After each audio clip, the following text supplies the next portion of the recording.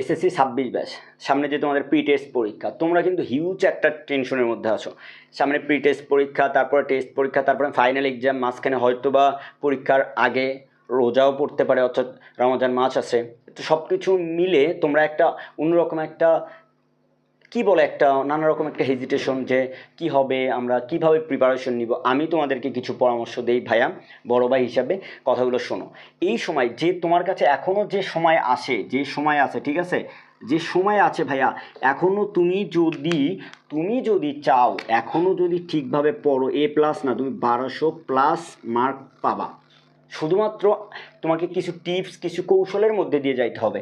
কৌশলগুলো তুমি কোনো স্যারের পেইড ব্যাচ অথবা আমাদের ব্যাচ, যে কোনো ব্যাচের সাজেশন প্লাস টপিক, ওই সিকিউ এমসিকিউ দেওয়া আছে, ওইগুলো এখন থেকে যে কোনো যে সাজেশন বা যে স্যারের কাছেই থাকো না কেন, ওই সাজেশন অনুযায়ী তোমরা এখন থেকে ওইগুলো প্র্যাকটিস করে নিয়মিত একটা পড়ার মধ্যে দিয়ে থাকো।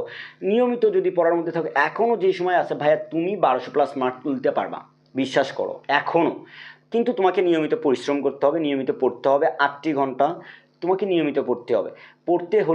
পড়লে তুমি 1200+ মার্ক, এখনও হিউজ সময় আছে। তুমি এখনও সিলেবাস শেষ করো নাই, এখনও পড়ো নাই, কিচ্ছু পড়ো নাই এখন পর্যন্ত তুমি যদি শুরু থেকে শুরু করো, আমি বলতেছি ভাইয়া A+ সম্ভব, 1200+ মার্ক সম্ভব। কারণ তোমার উপর কিন্তু তোমার মা বাবার অনেক বড় একটা স্বপ্ন আছে। তো তোমাকে পড়তে হবে, মনের ভিতরে একটু নিজেকে নিজেই মোটিভেট করো। নিজের মা বাবার দিকে দেখলে আমি মনে করি সর্বোচ্চ মোটিভেট ওখানেই পাবা।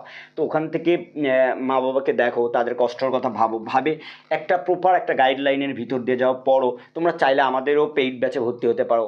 হ্যাঁ, তোমরা যেখান থেকে পারো যেভাবে পড়ালেখা করো। জাস্ট আমরা যে সাজেশনগুলো দিচ্ছি, ফ্রিতেও দিচ্ছি, পেইড ছাড়াও আমরা ফ্রিতে সাজেশনগুলো দিচ্ছি ভাইয়া। ওই সাজেশনগুলোও তোমরা যদি পড়ে যাও এখন থেকেও শুরু করো, তুমি A+ পাবা, তুমি ভালো একটা রেজাল্ট করতে পারবা।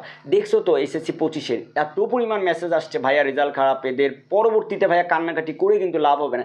এখনও অনেক সময় আছে, শুধুমাত্র মনোযোগ দিয়ে একটু পড়া।